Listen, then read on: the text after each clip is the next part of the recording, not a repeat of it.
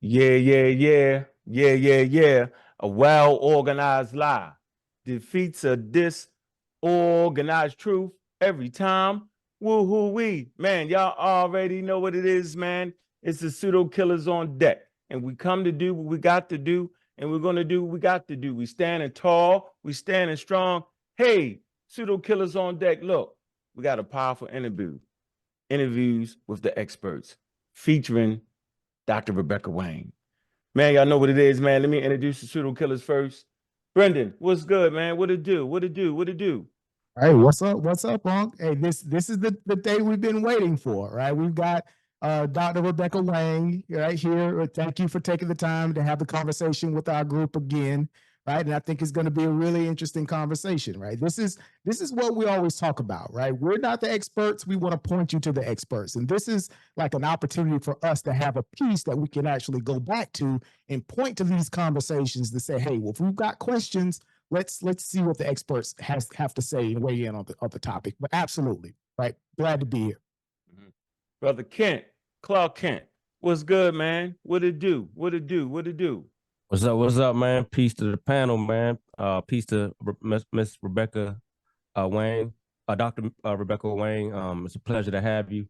I love it when we do shows like this, man. It just levels up the conversation, and we actually dealing with experts when it comes to these subjects. So, as y'all know, we've been talking about Egypt for the longest. So, it's about time we had, I think kind of to have one in this community come and speak to the people. So, man, glad to be here, man. Glad to have y'all. King Sosa, man, what's good? What it do? What it do? What it do? Hey, what's going on, everybody? Peace to everybody listening. I'm very excited to have this conversation with Dr. Rebecca Wang. It's going to be a really good show, man. I've been anticipating this conversation all week, man. And we come, and as usual, we come to share what we know and learn what we don't know.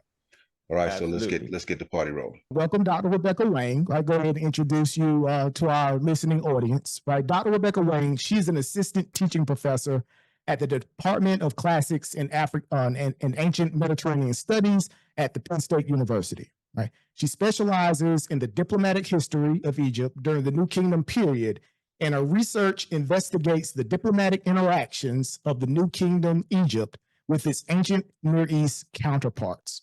Right, in terms of the expertise she has in the ancient Egyptian writing system, right, she has experience in the various forms, right, the different writing systems, with a specialization in the hieratic script. Right, in terms of her education, she has a PhD in Egyptology from the University of Chicago, a master's in philosophy in Egyptology from the University of Cambridge, and a bachelor's degree in history from the Chinese University of Hong Kong. Again, welcome to the panel. Welcome, and really thank you for joining our show. And before we get started, right, I want to ask you just tell us a little bit about yourself. And primarily, how did you become interested in the field of Egyptology? Yeah, long story short, I actually took some general education courses in Egyptology and ancient Near Eastern history when I was in college. So that's how I actually started my career. So didn't expect to end up this way, but. Right, absolutely. Well, thank you. All right, well, Sosa, you have the next slide in terms of, the focus of the discussion. I'll go ahead and pull that back up because this helps us actually focus our conversation to make it more concise in terms of the questions and the discussion pieces. Right. All right, Sosa, you on mute. First, we're going to deal with the first topic will be the modern field of Egyptology. And then we're going to deal with the cultural origins of the ancient Egyptians. Then we're going to talk about ancient Egyptian state formation, ancient Egyptian writing and language, and ethnic identity of the ancient Egyptians. All right, cool. All right, so our first area, right, the modern field of Egyptology, and the first question comes from Kent. You're on mute. All right. So let's get this thing started, man. All right. So the first question is, could you outline the essential academic and professional prerequisites for pursuing a career in Egyptology? Yes, absolutely. So really, it depends on whether you want to become an Egyptologist or Egyptian archaeologist. So there are different divisions within the field of Egyptology, and no matter what you want, there are language requirements. So you have to require at least 1 year of Middle Egyptian. I think it's, of course, nowadays, if you wanted to have a true career in academia, you need a PhD in Egyptology from maybe around the dozens of universities in the US that offer this program.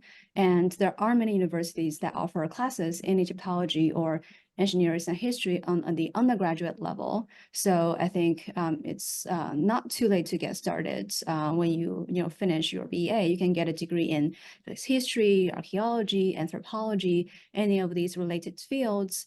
If you wanted to, become a dirt archaeologist, it's recommendable to get some field experience. You don't necessarily have to dig in Egypt because a lot of these skills are transferable. So in order to enhance your chance of getting into a program of Egyptology. So I think it's a good idea to get, as I did, a MA in Egyptology. So that will give you some background knowledge. So a lot of the requirements for becoming an Egyptologist, actually you can do that after you enter the program. Unlike if you wanted to pursue a career in classics, you have to get almost all the languages done before you enter the program. That makes a lot of sense.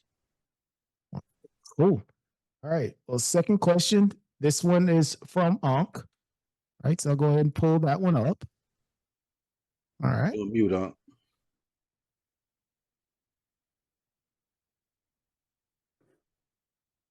Okay, this next question. How does Egyptology contribute to and enhance our understanding of ancient history?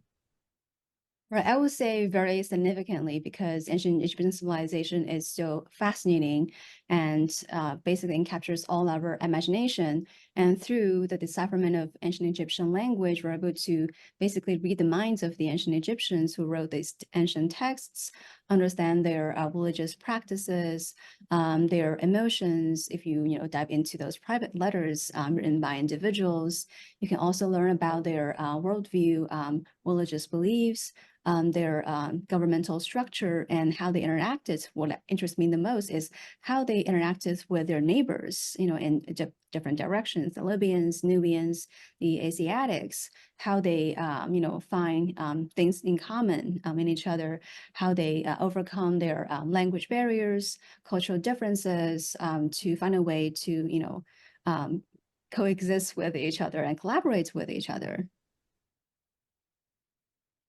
Yeah, we always talk about, in terms of, ancient Egypt and the fascination with ancient Egypt, sort of like you just mentioned, right? Everybody's sort of interested in that culture because, it contributed so much, right, to a Western civilization as well, right? And that's one of those ancient cultures you can go back and point to and say, hey, right, it sort of inspired what we see in the modern day. So that's one of those things that really make this conversation interesting, right? Yes, Oh, yeah, absolutely. yeah. I'll add to that because some people are wondering why I'm obsessed with ancient, like dead languages of people. I feel like in a way, I feel like I'm connected to the ancient Egyptians spiritually because, reading their literature, their writing, looking at their monuments, the art they created, I feel there's so much in common, despite our chronological and geographical, distance between us, our different worlds. A lot of the problems they struggled in life with, we experience the same things. And what they aspire to achieve, we have similar wantings in our lives. And a lot of the problems they deal with as a society, as a civilization, our modern civilizations are struggling with facing similar challenges as well. So I feel like learning history makes me as an individual feel less lonely and isolated. Right, absolutely. The ancients have more in common with us than we tend to give them credit for. So absolutely. So yep. All right. So the next question is Egyptology widely recognized as a scientific discipline? Mhm. And if so, could you elaborate on the scientific methodologies and approaches that are integral to the field? Yes, absolutely. I would say Egyptology is definitely widely recognized as a scientific discipline. So in the past, very traditional scholars rely heavily on linguistic analysis, textual analysis, basically reading and analyzing ancient documents, of different natures. But increasingly, there are more and more, scholars utilizing new technologies, like I would have to talk about archaeologists as well. They use strategic excavation of settlements to help us understand the living environments of the ancient Egyptians. They help us, their data and analysis help us date ancient artifacts, textual sources associated with those archaeological layers. They also use radiocarbon dating, thermoluminescence for, dating organic and non-organic materials, determining their source origin, where these, raw materials come from, and also what kind of residue, for example, were still contained in ancient vessels. And also bioarchaeologists, they study ancient skeletal remains. If some mummified remains were relatively well preserved, they can also analyze the DNA of these ancient human remains or animal remains. And I think a lot of amazing discoveries are, being made in recent years because of these new methods. And also, I think it becomes increasingly popular to use satellite images to discover previously unknown ancient remains. I actually have a friend, she's currently studying, she's a PhD candidate at UChicago, and she actually interned twice at NASA. So she has been working with satellite images to identify ancient structures, in unexcavated regions of Egypt. And also her project is surveying the Fayum region, surveying the coastline of the Lake Calhoun, how it changed throughout millennia. And she's also working with other scholars in the field to survey, I guess, ancient Nile waterways, because the Nile also shifted through historical times. So yeah, not only Egyptologists, but scholars in other fields, they're also trying to identify ancient remains in regions that are difficult to excavate. All right, cool. Great, thank you. All right, so let's bring up the next question. All right, Brenda. and that one's for, all right, go ahead. I'm sorry. My fault. No, that Yeah, go ahead. that piece on the satellites was interesting because we kind of talked about certain geographical features that would actually stand out on the Nile. I guess we'll get to that later on.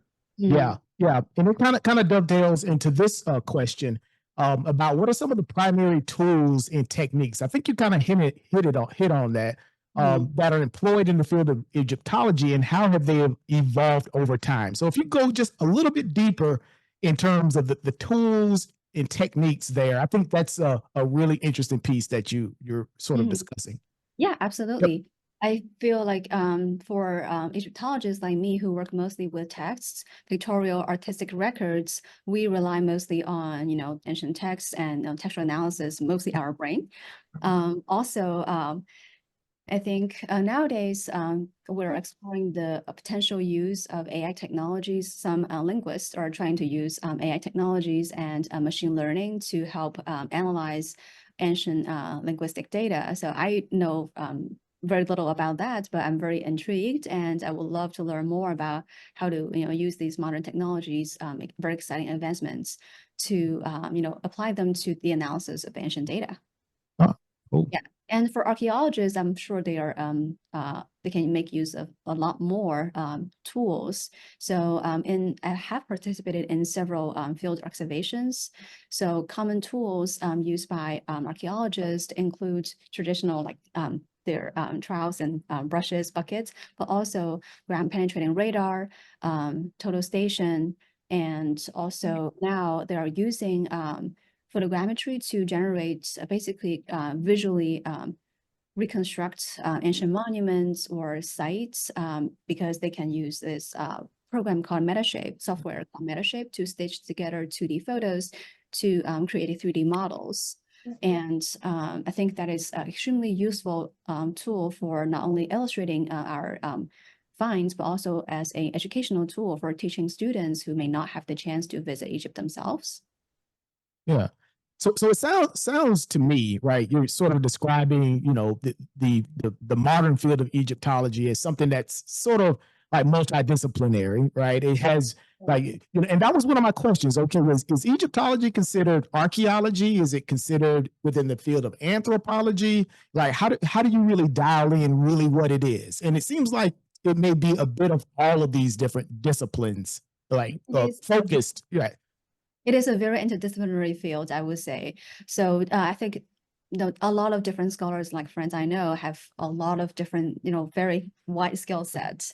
Mm. And you have to, because with all these, you think everything that, could be discovered in Egypt or have already been discovered, but every year, new discoveries, exciting discoveries are being made. There are more data, artifacts to be studied, and you have to keep up with all these new developments and, the advancement of technology in order to stay, grow out of date, right? Right, absolutely. Indeed. Let's see. All right, so let's bring up the next question here. And I think this way we are transitioning over into the cultural origins of the ancient Egyptians. And I think this one is Kent. All right. Yep. All right. So yeah, this is a very hot topic in in the subject that we talk with our audience as far as the influence of the Egyptians. Could you explain the influence of neighboring African cultures on the socio-political and cultural development of ancient Egypt? Mm-hmm. Yeah, I would say since the very beginning, even before the formation of the pharaonic state, Egypt had been in contact with not only its immediate southern neighbor Nubia, but also other regions of Africa through the intermediary of Nubia. And also throughout Egyptian history, whenever the central government has the resources and manpower, they send out trading expeditions to this mythical country called Punt. And archaeologists, generations of archaeologists and scholars have been trying to pinpoint the precise location of this country. Some say it's somewhere, in the eastern coast of Africa, probably modern day Eritrea, Ethiopia, southern tip of the Arabian Peninsula. But I would say this is probably futile to search for pinpoint a precise location. It could be, the same term could be a designation of different locations throughout Egyptian history, just like, the Europeans, medieval Europeans use India as a very broad, blanket term to refer to wherever region they can obtain spices and gold from. And also, I feel like Egypt is heavily reliant on all sorts of mineral sources, and especially gold they acquire from their southern neighbor. And a lot of quintessential Egyptian artifacts could not exist, without these imports. And also, not only goods travel, people also, travel between the Egyptian and Nubian border in ancient times. And a lot of Nubians, there are, of course, different ancient groups of Nubians. There are the Mechi Nubians who live in the eastern deserts. There are the A and C group Nubians who live mostly in lower Nubia. And there are the Kerma Nubians who live mostly further south in upper Nubia. And these different groups, interestingly, had rather different relationship with the Egyptians. And I would say the Mechi Nubians have the closest relationship with the Egyptians. They serve in the Egyptian army, and there are probably also a lot of cases of intermarriage between these two groups. And in the New Kingdom period, the term Mechi actually became synonymous with the term for police. And even Egyptians who serve in the police force were called, by this foreign term. And I'm sure their influence on the Egyptian language and culture, from these African cultures as well. And we must not forget the 25th dynasty, which was, founded by the Nubian pharaohs. And they, of course, kept a lot of their own cultural identities and traits, but they also adopted Egyptian culture. And they built Egyptian-style temples, incorporating Nubian features. And I find it extremely interesting that they especially promote and revere the cult of the god Amun. And it was believed that the god's primary residence is at the site of Jebel Barkal. It's a natural rocky outcrop at at Jacobparkle, and it was a sacred mountain revered by both the Egyptians and the Nubians. Right, and that was going to be my question. Okay, I've heard of the god Amun, right? So I didn't know is that an Egyptian god or is it a Nubian god? So sounds like you say it was revered by both population, both groups. Okay. Cool. Yeah, actually later we have this famous Pi stela erected by the Nubian pharaoh Pi, and he mentioned during his northward journey to fight the other local Egyptian kings, he actually stopped, especially at the temple of Amun in Thebes, to show his reverence for this god. All right, cool. Can I ask a question in terms of the like the area where they in Egypt they had the smaller people, were they Twa or were they little people? Like they considered them magical, and they were actually very small in stature. Do you mean the dwarves or pygmies? Yep. Yeah. I was trying to find a I actually politically correct way to say it. I have a lot to say on that topic. So there are actually dwarves who are so born with physical disabilities in Egypt. But I would say they're not especially discriminated against by the Egyptians. They could, if they receive enough training, education, they could serve the pharaoh and take important positions in the court. And they're actually, I think in the Old Kingdom period, there is a group statue of a dwarf together with his wife and children. And the artist who produced this piece, the group statue, actually very smartly put the dwarf in a position that he wasn't really trying to hide his disability. He look so small, sitting cross-legged. Children were standing in the place where his feet are supposed to be. So I think that's a very smart and very very lovely group statue for family. And pygmies were a group of people living in modern-day Congo region of Africa. And the Egyptians have known about this group of people from the Old Kingdom period. There is an extremely interesting letter from a 60th dynasty king called Pepi II. So he was the longest reigning king ever in human history, I think, still. He was allegedly on the Egyptian throne for over 90 years. During a time when average life expectancy was like 30, 40. So he came to the throne as a boy, obviously not interested in state administration. So he heard that, so during that period, the governors of Aswan, so the first province of Egypt in the south, they usually had Egypt's trading expeditions to the south. And one of these officials called Harkuf brought back a dancing pygmy, probably who can dance pretty well, do some sort of religious dance or entertaining dance. And baby Pepi II, the pharaoh king, was extremely excited to hear about this news. And he wrote a very long letter to this official saying, make sure you bring him to the capital in one piece and station guards right next to him when you're traveling down the Nile. Make sure he doesn't fall in the Nile River accidentally. I want to see him more than anything else you bring back. Yes, I think it's a very entertaining letter. Very, very, very interesting. All right. So what are we saying about the pygmies though, Brenda? Are we saying that they had contact with well, should I say Equatorial Africa? They must have. Yeah, definitely. I read some sources on that. Yeah, because if not directly, they must have some sort of indirect contact with these regions, because you can see all kinds of sub-Saharan exotic animals being depicted on Egyptian monuments, like giraffes, baboons, and green monkeys. And also they bring all kinds of exotic animals from Asia too, but they're obsessed with myrrh, a sort of aromatic resin produced from the tree sap of the myrrh tree. So that is why they're obsessed with the land of Punt, like the medieval Europeans are obsessed with Indian spices. Okay. All right. So let's bring up the next question here. And I think this one comes from, this is yours, right, Onk? Let's see. Question number 6.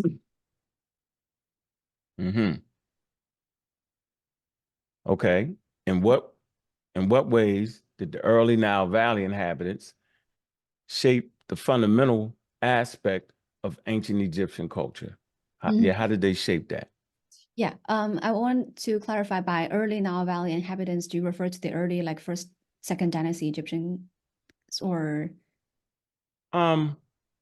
Early, how about prior to, do you have any information on prior to those early inhabitants? Like the Yeah. pre-dynastic, times, or even prior, or pre-dynastic. I think that's a good starting point, right? Yeah. Yes. So in earlier periods, actually before, I would say around 5,000 or even, way before the formation of Egyptian states, most humans in Egypt actually lived in the Western desert before the area actually dried up, became, arid and inhospitable. A lot of Now, when you say Western desert, I think someone had a question regarding the Western desert last night. Well, what area, what geographic area does the Western desert encompass? so I would Is say, it Libya, or is it farther, or? I would say close to the modern string of oases in the Western desert, also in the coastal region area, because there's some limited rainfall. I would say a lot of the actually nomadic Libyans also live in that region. But I would say in these pre-dynastic periods of Egyptian history, the Western desert area, modern west of the Nile Valley, they are actually more like African savannas. So Mhm. a lot of wildlife there, and the Egyptians led a nomadic lifestyle, basically chasing after these wild animals, because that's way before they actually adopted the practice of agriculture, which agricultural revolution happened presumably somewhere in West Asia, in modern day Israel-Palestinian area. So before they were introduced to agriculture, they rely on fishing, hunting, gathering for food. So not settle down permanently. So we actually found a lot of flint tools from the Western desert, produced by these early human, and sometimes even seasonal huts that they live in. Also they probably started domesticating animals before they adopted agriculture. So there are also probably evidence for domestication of animals, like animal remains in the Western desert. So after the Western desert dried up and became more desert-like, they started moving towards the Nile Valley. And earlier Nile Valley environment is quite different from what we see nowadays. So it was much more marshy, like the Delta area. And honestly, not very pleasant for human habitation. You imagine the nets of mosquitoes and dangerous hippos and crocodiles, right, lurking in the waters. So there's no advantage living in those areas if you don't want to have a settled sedentary lifestyle. So it's really after they adopted agriculture and after the drying up of the Western desert that the majority of them start moving towards the Nile Valley and some in the Delta area, and start settling down, and became heavily influenced, I would say, by the natural environment of the Nile Valley. And the worldview of the Egyptians, especially their early belief system, I would say, are heavily influenced by the natural environment of the Nile. I think it's obvious that a lot of the Egyptian gods have a hybrid form or full animal form. So a lot of these are actually inspired by the wide range of life they see in the natural environment, the marshy environment. And also the annual flooding of the Nile had a huge impact on their view. I think they see the life as a continuous cycle, this cycle of life and death. This view is actually very unique to the ancient Egyptians. And also, I believe the Nile as a waterway, a highway that connected Upper and Lower Egypt, ensured that these early urban centers did not delve into, I would say, independent city-states like what happened in Mesopotamia or Greece. I think from very early on, I think Egypt, once the first territorial state was established, this became the norm in Egypt. While in Mesopotamia, in Greece, norm was, there's a lot of infighting between those city-states, but uniformed states was the norm in Egypt instead of the other way. Right. Question about those populations that were in the Western Desert, right? Did they have, was it just smaller pockets of population groups in the Western Desert, or was it something homogenous with there that sort of moved into a single area on the Nile? How were those early population groups sort of positioned in the Western Desert? If you can elaborate just a bit. Yeah, I think I would say most of them are probably small communities dispersed all over the Eastern Desert, because before the practice of domestication, you don't have a concentration of food sources in one location. You have to basically migrate along with these animals you wanted to hunt. Mm-hmm. So if you stay in one place, you're going to exhaust the natural resources pretty quickly. And during that period, there's no evidence for large storage facilities, not like after you have start practicing agriculture, you can have agriculture surplus. You also need to have collaboration between different communities for building agricultural facilities like canals, irrigation basins. There's more collaboration, I guess, among agricultural communities, but with hunter-gatherers, you're essentially competing with other groups. Okay, cool. Well, thank you. Thanks. Good. Let's bring up the next question, and this one is from Sosa. Yeah, how were gender roles defined and structured in ancient Egypt, and what impact did they have on society's daily life and governance? Yeah, this is a really, really great question. I would say compared to a lot of neighboring societies, women in Egypt enjoy a lot more independence and economic freedom, I would say, because they are allowed to own, dispose of, and manage property on behalf of their husband and also on their own. And they have a lot of legal rights. They can go to court. They can initiate divorce.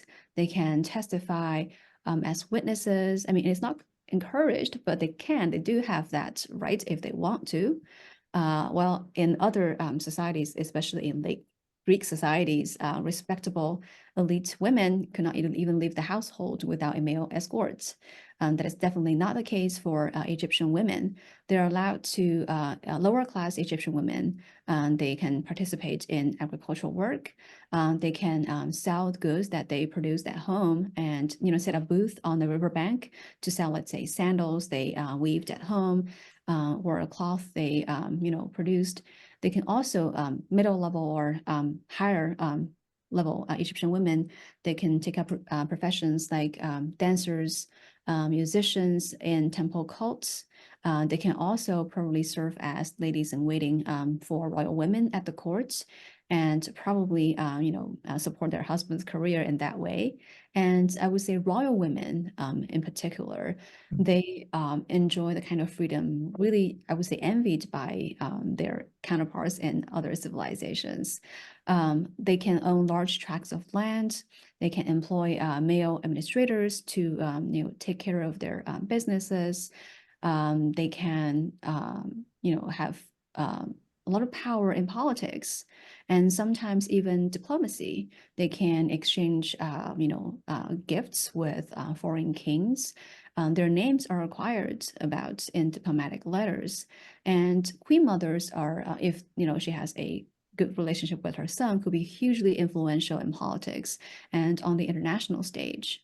And during the Amarna period, a foreign king, a great king, actually wrote to the queen mother T to basically beg her to intervene because he was having a hard time getting promised gifts from her son, the pharaoh. So she's basically it was mentioned in the letter that her husband did not hide any secrets from her, and she knows everything, all the state negotiation that was going on between royal courts. All right. That's a really interesting one there. All right. So the next question is for me. All right. And this sort of goes to the idea, right? We see the modern day Egyptians, right, that are positioned there today. And a lot of the questions that we get, or the conversations that we have within our community is like, okay, well, how deeply connected are the modern Egyptians to the ancients, right? And in terms of this question, right, are there any discernible or recognizable remnants of the ancient Egyptian cultural practices or beliefs present in the modern Egyptian society? Yeah, I would say definitely. I think the first thing that comes to mind would be the Coptic language, right? It's essentially one of the last phases of Egyptian language, though it was basically written with Greek alphabet and some demotic signs, but it's probably not spoken by many people nowadays. It's mostly used for church liturgies in the Coptic church, but still, it preserves a lot of Egyptian grammar and vocabulary and allowed us to have a better understanding of how the ancient Egyptian language works. And also, I would say the Egyptians nowadays still, a lot of their social societal values like respect for the elderly is still basically heavily influenced by ancient Egyptian beliefs and practices. And if you read the ancient Egyptian wisdom texts or instructions, so basically they're sort of advice offered by wise old men to young Egyptians. A lot of them really resonates with a lot of modern Egyptian beliefs. Also resonate, I guess, a lot with Chinese social norms and beliefs. And also the Egyptians nowadays, I think they celebrate also the beginning of the spring. That festival is also has ancient Egyptian roots. I would say also they also use a lot of amulets, for protection, and think that is also has discernible Egyptian roots. Also, a lot Interesting. of words in modern, though most of them, of course, speak Egyptian Arabic, and some words are also inherited from a lot of actually English words are also inherited from ancient Egyptian, like the word for ebony, Egyptian word, and also the city name Aswan actually derived from the ancient Egyptian word suenet for trade, referring to the role of the city as a trading hub. Basically, it was a border town between Egypt and Nubia, so it really served as a trading central hub for thousands of years. All right, cool. All right, so that's So Brendan, okay. Go real ahead. quick. Yep. So are we saying that fundamentally the population is there now? Would that be an extension of the ancient population? Just maybe changing ethnicities. Could we say that biologically, or is that a whole nother? We hear a lot of people saying the ancient Egyptian population was totally displaced and went either south or somewhere. But we hear this all the time. I want to know, do you have any working knowledge on that? I feel like I've read some studies on this because starting from the first millennium BC, Egypt has been repeatedly invaded by foreign powers. Like the Babylonians tried, the Neo-Assyrians managed to do that, the Persians invaded Egypt, the Nubians and the Libyans in the third intermediate period and late period. So all these foreign powers tried to establish control, and also later Greek and Roman population also migrate to Egypt and settle down, and intermarriage is between different ethnic groups. It was very, very common. And sometimes people, especially during the Ptolemaic periods, a lot of people have both a Greek name and Egyptian name, and a Greek parent and an Egyptian parent. That is very common.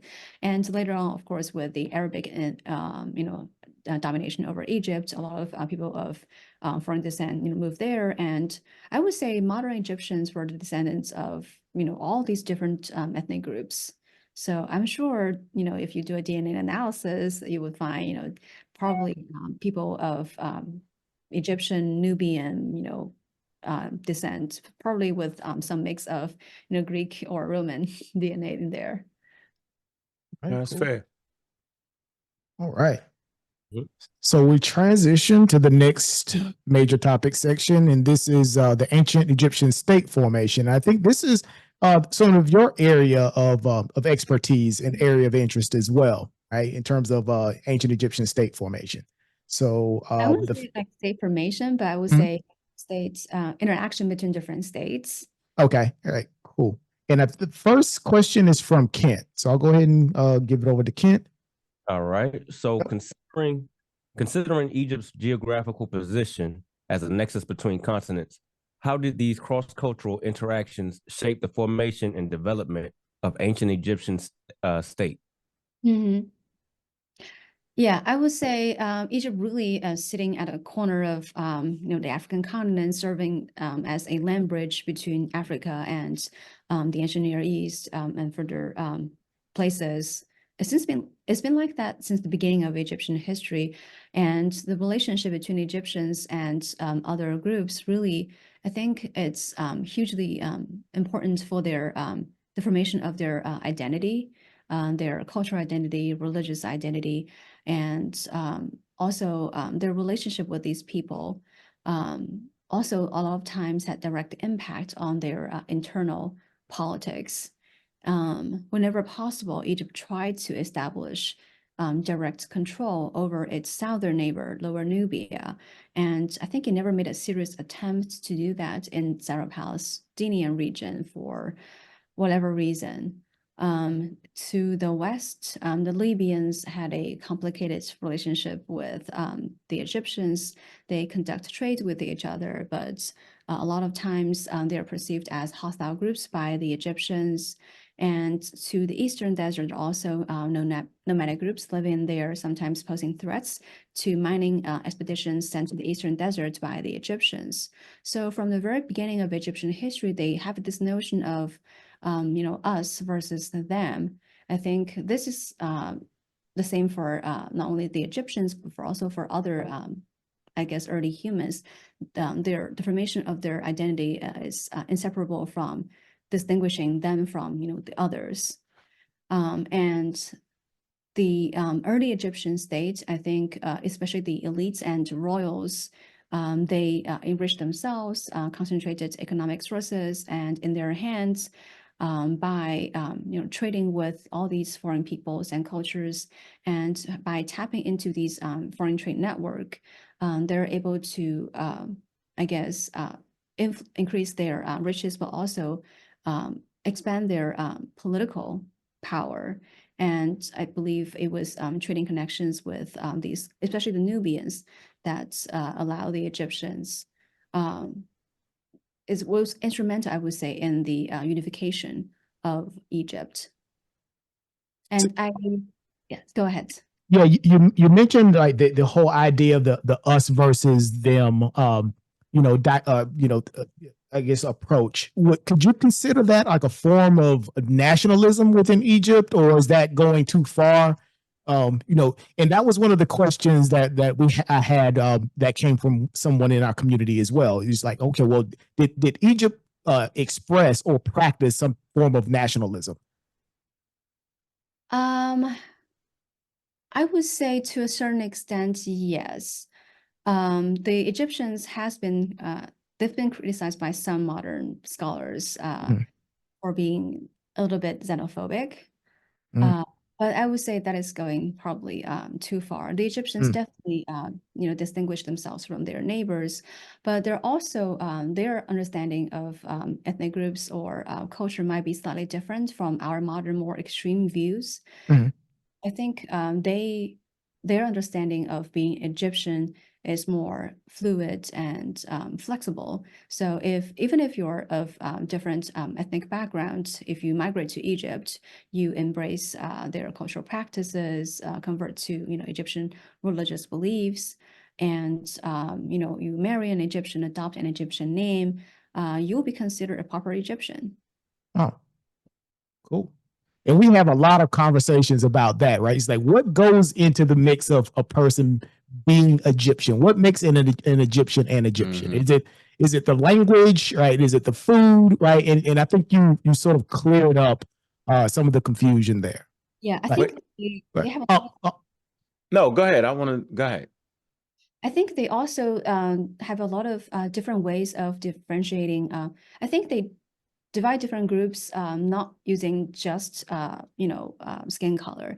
I think they also see their land as different from the surrounding areas. They call their homeland, like Egypt, the Black Land, because of the fertile soil brought by the fertile water of the Nile. And surrounding countries, though, so they built most of their settlements on these more or less flat floodplain. Mhm. So they view their land as flat, and surrounding countries, especially the Palestinian region, South Palestinian region, are more mountainous. And the deserts to the east and west of the Nile Valley, they're distinguished by the yellow reddish color. So those surrounding regions are called mountain regions, and the red land, the desert area. So that's how they see the difference between their land and other people. And also, I think funerary practices and beliefs also play a huge role in their self-identity. And I really like this passage from the Middle Kingdom story of Sinuhe, the story of Sinuhe. And he was an Egyptian high official who basically exiled himself abroad because when he was accompanying this crown prince on a campaign in the Libyan desert, he received news from the palace that the king was assassinated. And though he had nothing to do with it, he claimed to be 100% innocent. He feared that because of power struggle, probably among different princesses, there might be some bloodshed in the palace. So he abandoned the general, the crown prince, abandoned the whole Egyptian army and fled to the South Palestinian region. He was accepted by the locals, actually a local chief, recognizing him as an Egyptian, married his daughter to him. So he lived a comfortable life abroad. He started to age, but by the end of his life, even if he had a family abroad, he had children, probably grandchildren, he started to become homesick. He wanted to come back because as he reached the end of his journey, he feared that he might be buried in the foreign land in these Asiatic burial style. And the king actually gave him a royal pardon, saying, come home. I totally understand. You did nothing wrong. And, when you die, you wanted to, be provided with proper mummification, ritual, burial goods in Egyptian style. You will have, dancers and priests performing rituals for you. Asiatics will not, bury you in like sheepskin. I really like this mention. So they're not basically referring to any skin color or anything like that, but they're referring to their different burial practices. That's what, distinguish them from the Egyptians. All right, cool. So I heard that. I enjoyed those answers, but there's going to be some pushback in the community. The nationalism part. So when I think of nationalism, like I'm an American, we go to the Olympics, China, Russia, we all compete in America. So is it that type of vigor for nationalism in Egypt? I would say the Egyptians are definitely very proud of themselves, Right. their own Okay. culture, and they definitely sometimes intentionally or unintentionally display this kind of arrogancy, or they did, especially on the international stage when they're dealing with other people and kings, could act in a more less condescending manner because they do see themselves as the center of the world. I think a lot of ancient people actually, did, seen their words as and their cultural norms as the, standard, as the most orthodox form. The Egyptians are not innocent in that sense. I would say they're they also viewed their world as the center of the world, and so did the Mesopotamians. So I would say there's nothing wrong in that. Okay. Right. I like that. Cool. All right. And one more, Brendan, before we move forward. You Okay. talked about skin color. So how important was skin color to the Egyptians? Was it racialized? What we know they skin color, but was it like how important was that to distinguishing themselves as an Egyptian? I would say it's definitely a factor, a consideration, but not the most dominant factor because a lot of Nubians, Egyptianized Nubians living in Egypt, when they're portraying themselves on their funerary papyri or monuments, they're definitely not trying to hide their skin color. They're very proud of their own identity. And also a lot of foreign rulers, especially the Nubian rulers, I think they did not abandon their original name. They kept their original name. And they weren't trying to hide their origins in their royal inscriptions either. And sometimes I find it really interesting that in some of their inscriptions, they really derive a lot of pride for respecting Egyptian cultural traditions, and sometimes I would say they project an attitude that they seem to suggest that the Egyptians are not devoted and religious as they should be in a way. Interesting. All right. So let's go to the next question, and I think this one's for you, Unc. Okay, could you discuss the role of religion in the governance and social organization of the ancient Egyptian state? Yeah, I would say religion is basically permeates every aspect of Egyptian life. And Pharaoh is a both head of the state and a figurehead in Egyptian religion. So he is viewed as a intermediary between the divine and the mundane realms. So basically as a messenger between the gods and the Egyptian people. And this notion of divine kingship is also very influential. Pharaoh, or the office of king, is seen as divine. So also each pharaoh, after they pass, will become a god, deified. Some pharaohs, like Ramses II and Hotep III, they actually try to deify themselves when they're still alive. They start adopting divine attributes, on their monuments, even if they're not, a god yet. So actually, there's this saying, "becoming a god," as a way to say that a pharaoh has passed away. But some people just couldn't wait till they're dead. They want to jump the gun a little bit, right? Jump It's the like gun. who wouldn't, right? Who wouldn't want to be the god, right? Early. Yeah. So, okay, so, and all right, now we hear this a lot about the Egyptians wasn't religious. I know I fight back on that. How do you feel? Because they say that's their culture, they not religious.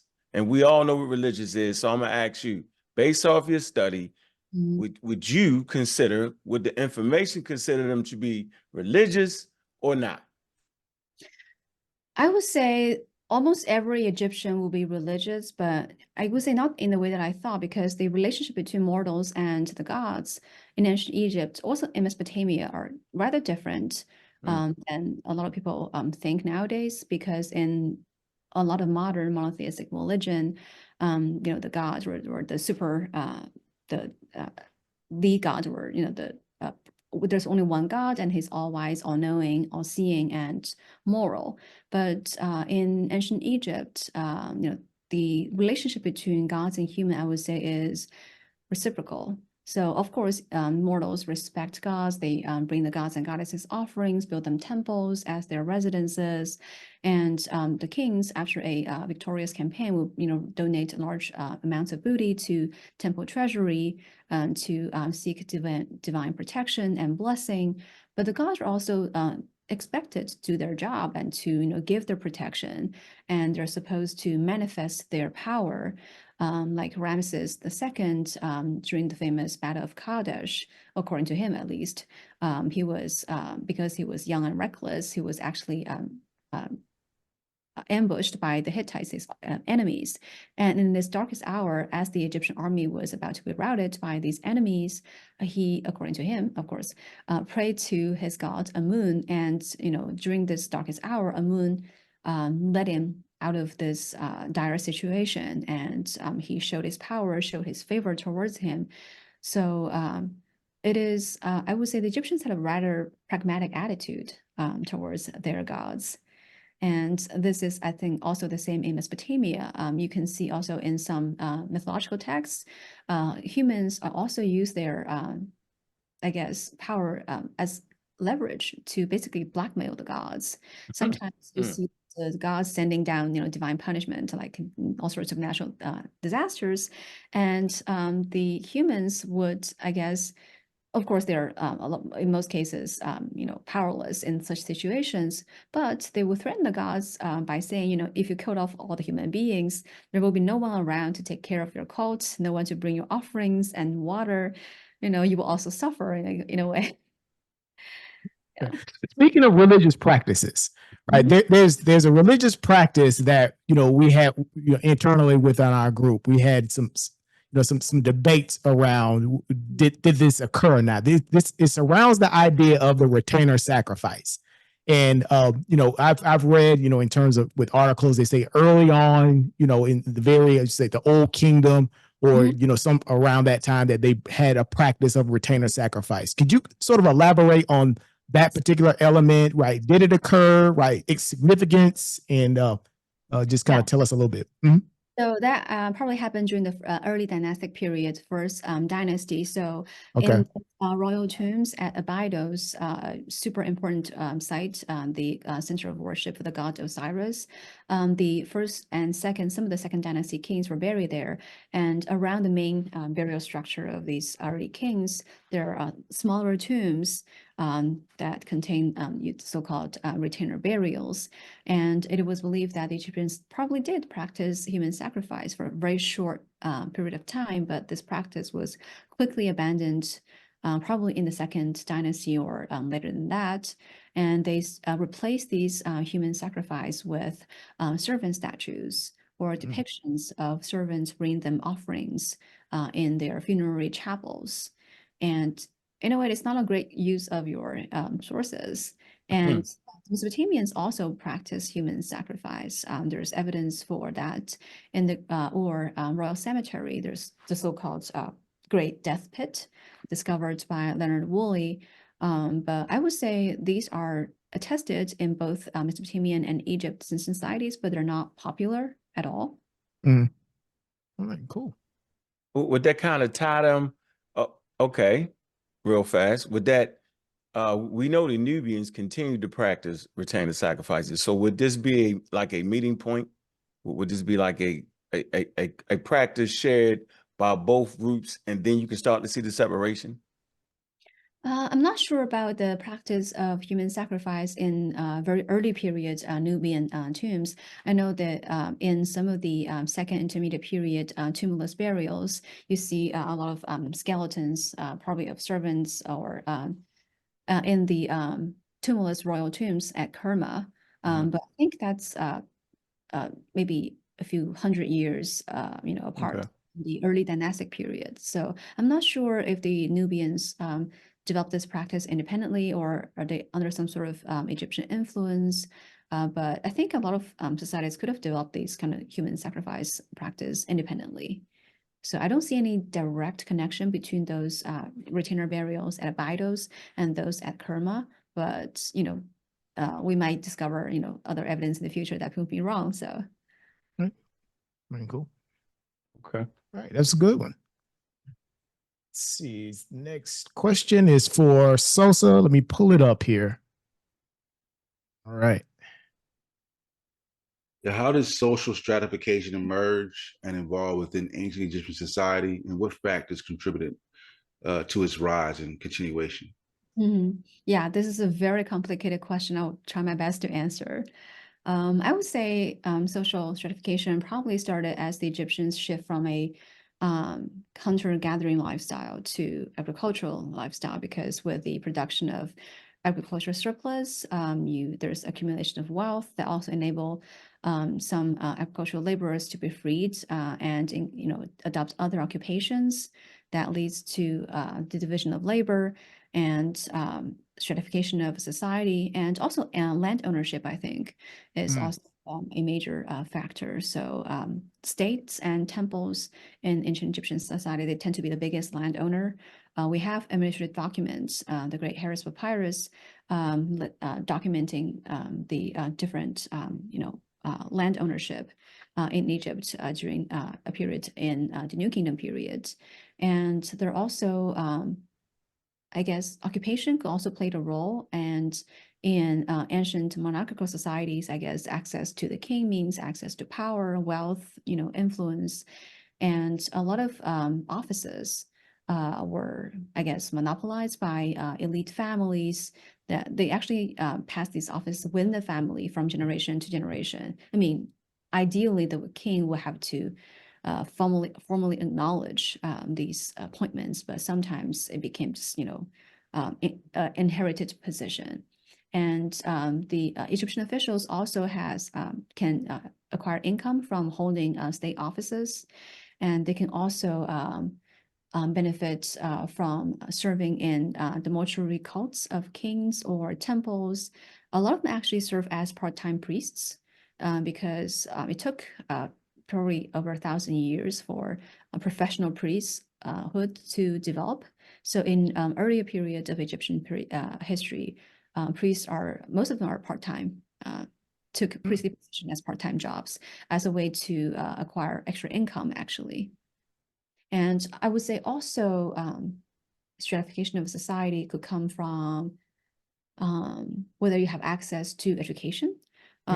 Receiving education in Egyptian society is a way to climb up the social ladder if you're from like a lower social class. And if you manage to get enough scribe education, that means you can hold administrative positions in the government. Your descendants could receive better education and have, hope to, further go up the social ladder. What else? I think marriage might be also an option. Yeah, especially for women, these opportunities will be valuable, but also men could marry into the royal family by, securing the hands of an Egyptian princess. And sometimes they use this as a way to legitimize their claim to the throne, coming from non-royal backgrounds. Yeah. How was education made available within ancient Egypt? Was it something like, okay, well, you have to have wealth, and the families would have to pay to take the kids to school, or how was that structured? I guess the way to receive education will be different for elite classes and lower level Egyptians. Most Egyptians would not be literate. I think maybe some positive estimates would say that 1 out of 1,000 Egyptians will be partially literate or functional literate, meaning they can probably read, write, sign their names. A lot of them, the scribes are actually coming from scribal families. So this is like a skill or knowledge guarded within the family. And boys from a young age will receive some sort of education from their parents, especially, fathers or male relatives who know how to read and write. And sometimes if, girls happen to be around, they might actually, see what their brothers are doing and, pick up a few words as well. And we do have limited evidence for female literacy and from Egypt. Not a lot, but, some very intriguing evidence. And the elite class, they probably have better trained tutors, professional tutors to educate them. We know males, royal princesses, they have their own tutors. So it's not exactly sure what they're learning from these tutors, but presumably reading or military skills, social etiquette, that sort of things. And they could also receive, I guess, elite kids could also receive military education. Okay. Well, that entire sort of, things, everything you just described, sort of, it dovetails into the next section, right? So the next section is about the ancient Egyptian writing and language systems, right? And the next question is for me, and let's see here.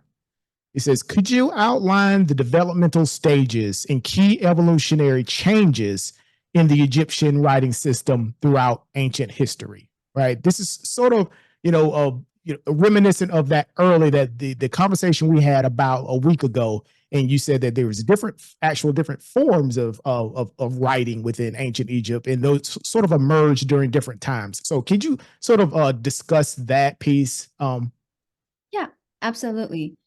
So actually, there are 5 phases of Egyptian language because they have different grammar, sometimes even vocabulary. So starting from Old Egyptian to Middle Egyptian to Late Egyptian and Demotic and Coptic. And these languages are actually written with different scripts. And I guess the one we're most familiar with is, of course, hieroglyphs. It is reserved mostly for monumental inscription on temple walls or tomb structures because the nature of the writing surface. And the more cursive form of writing called hieratic developed from hieroglyphs. Sometimes you can still recognize, because it's still largely pictorial, you can recognize a lot of these signs and connect directly them with their predecessors in hieroglyphs. But they're used mostly for everyday writing, for administrative documents, for private letters, and it's much faster to read and write. And a lot of Egyptian scribes, I would say most Egyptian scribes, will start their training with this kind of script instead of hieroglyphs, because not every one of them get to carve or write inscriptions on these monuments. Most of them probably do not need the knowledge of hieroglyphs. They're more, if they're sufficiently trained in hieratic, that will secure them a position in the administration or in temple administration. Was hieratic actually used during the Old Kingdom? You talk about the Old Kingdom Egyptian in the middle. Okay, so it was a form of writing very early on, right? In parallel with the Old and Middle. Okay, all right, cool. Yeah, so Old Egyptian, I would say it was primarily used in the Old Kingdom period, and the famous pyramid text collects of religious, spells, recitations and magical spells inscribed on the walls of Old Kingdom pyramids. They were written in the language Old Egyptian, and it basically fell out of use after the Old Kingdom period, while Middle Egyptian developed around the Middle Kingdom period of Egyptian history, but it was regarded as this classical phase of Egyptian language. And even in much later periods of Egyptian history, scribes, very highly trained scribes still try to compose literature using Middle Egyptian. They try, sometimes with more success, sometimes with less success, but they regard this language as the classical phase of Egyptian language, and it's the most prestigious, I guess, language. Right. And even if their everyday language, the language that they use might be in late Egyptian, the ability to acquire knowledge of Middle Egyptian is valuable. Okay. In terms of your studies, right, did you get training in all those different areas? And could you kind of describe, in terms of your level of expertise or exposure to those? I would say Middle Egyptian is required for all Egyptology students, whether you're an Egyptian, you want to deal with texts, or whether you're an Egyptian archaeologist. You have to have at least one, I think preferably 2 years of Middle Egyptian. And also, of course, hieroglyphs. And then if you wanted to become an Egyptologist, you will have to choose another phase of Egyptian language to specialize on. So in my case, I chose late Egyptian. So I think overall I took 3 years of courses, around 3 years of courses in late Egyptian. And a lot of late Egyptian documents or texts are written in hieratic. So you also have to be introduced to this new system of writing. And you also have to, in Chicago at least, we require every Egyptology student to learn all phases of Egyptian language. So that will include Demotic and Coptic. So Demotic, the word, it has the same etymology as democracy. So it means language of the people. So it refers to both the face of the language, and it's also the name of the script of that language. So it's actually one of the languages on the famous Rosetta Stone. And so there are like 3 different languages and scripts on that stone, which is the key to the decipherment of ancient Egyptian language. So the first section, the topmost section, is inscribed with hieroglyphs. And then second, the middle section, I think, is inscribed with Demotic, and the lower section is inscribed with Greek. And the knowledge of Greek is never lost. I mean, so immediately when the monument was found by the French soldiers of Napoleon, the local officers recognized the importance of this trilingual document. And the French scholars immediately, of course, start to try to decipher this ancient language, and they manage actually to do that. Awesome. All right, cool. And Yeah, the so we hear my fault. Yep, go ahead. I'm sorry. We Yeah. always hear that Egyptologists can't read the hieroglyphics or the meta-nature. They don't understand that. And so it's good to hear that you're actually trained in that area. And specifically when you deal with Chicago, you had to get 6 years of that. That's very interesting. So okay. All right. Yeah, so actually, language is we place a lot of emphasis on language because it allows you to deal directly with these primary sources. You don't have to rely on, because a lot of Egyptian texts are later preserved in Greek sources, but Mhm. all of them are in more or less corrupt form. So you can, directly engage with these ancient sources yourself and understand the development of the language and vocabulary and grammar over times, which is great. Because I like late Egyptian partly because it was widely used during the New Kingdom period and imperial age, and there are a lot of foreign loanwords in late Egyptian. So this phase of the language, serve as testimony of the intensity of a cultural exchange between Egypt and its neighboring civilizations. And they develop, ways to represent these foreign words, like how we try to develop a lot of new words in Chinese to represent English words. So I think that's a fascinating phenomenon. Well, real fast, why did you call the New Kingdom the Imperial Age?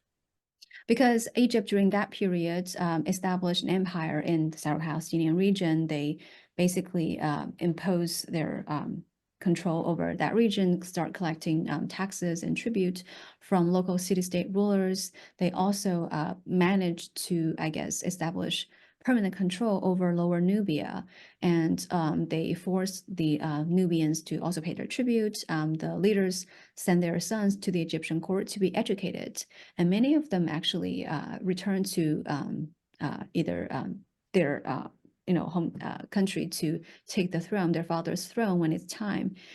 It's a way to, I guess, strengthen Egyptian control over these foreign regions. Okay. All right, cool. Next question is for Kent. I'll pass this over. All right. So, can you provide a detailed overview of the different writing scripts used in ancient Egypt, highlighting their distinctive features and context of use? Mm-hmm. Yeah, this related to the last question. So I would say the earliest script, hieroglyphs, is used, I guess, throughout Egyptian history. You find them mostly on the walls of tombs and divine temples, mortuary temples.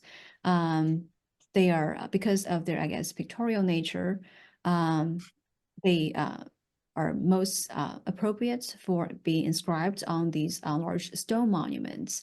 I actually just bought this with a micro grant I get. So I wanted to build a teaching collection. So you can see more cursive scripts would not have the same kind of effect on, these kind of monuments, right? But The beetle, right?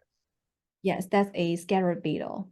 Mhm. And the distinctive Egyptian, I guess, nature of these writing makes it clear of the Egyptian origin, of this language and this script.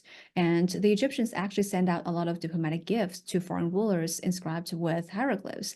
Even if these foreign recipients didn't understand hieroglyphs, which is probably true, they could still recognize immediately, oh, this object is of Egyptian origin, because in other cultures, they use the diplomatic language of New Kingdom periods or late Bronze Age is, written with a cuneiform script on clay tablets. So very different media, different script, different language. So, that makes the Egyptians stand out from their neighbors. And the other, I guess, late hieratic script is more cursive, so it's more used for everyday purposes, administration, etc. But it was still, I guess, less accessible to the ordinary Egyptians compared to Demotic, because Demotic script is even more simplified than more abstract than hieratic. So it's, I guess, easier, more to learn for a lot of Egyptians. And the Coptic script, which was used mostly after the introduction of Christianity to Egypt, using the Greek letters alphabet to write the Egyptian language makes it the language more accessible to the growing population of Christians in Egypt. I think it's similar actually to writing Chinese with pinyin system, right? So because there are like, imagine there are how many signs there are in Egyptian. It's been estimated that the Chinese language has probably around 5,000 characters, though the like most commonly used characters probably range between 1,000 to 2,000. But it takes a lot more time to learn than those 26 English letters, right? Right. All right. Let's see. Yeah, that would be real difficult. You got 5,000 different characters. All right. Yeah, So I don't know most of these. I probably, yeah. all right. So I think this next question is yours, huh?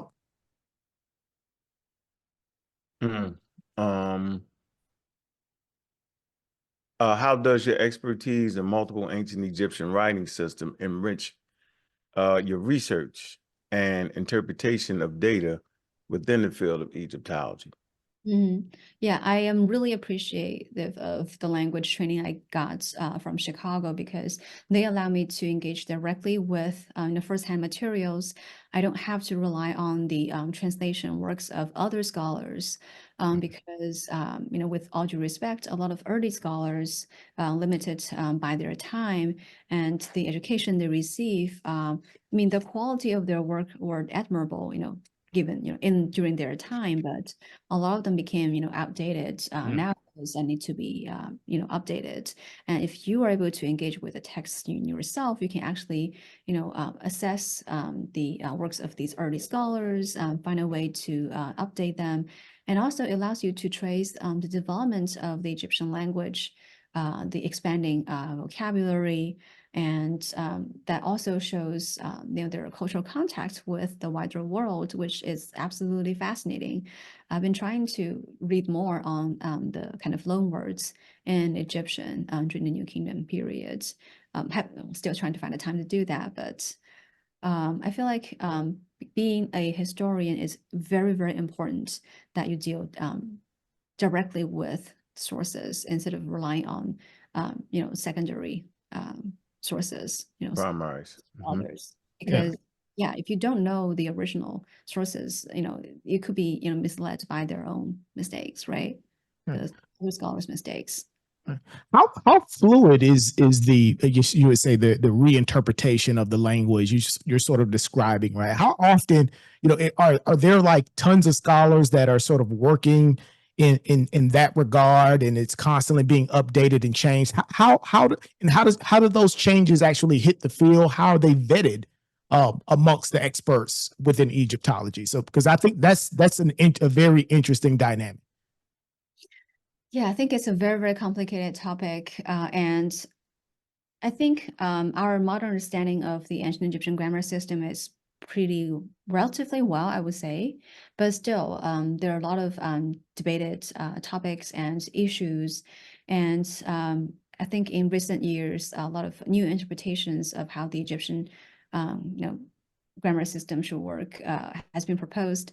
And I think Chicago is on, I guess, still insists on more traditional interpretations of the Egyptian grammar.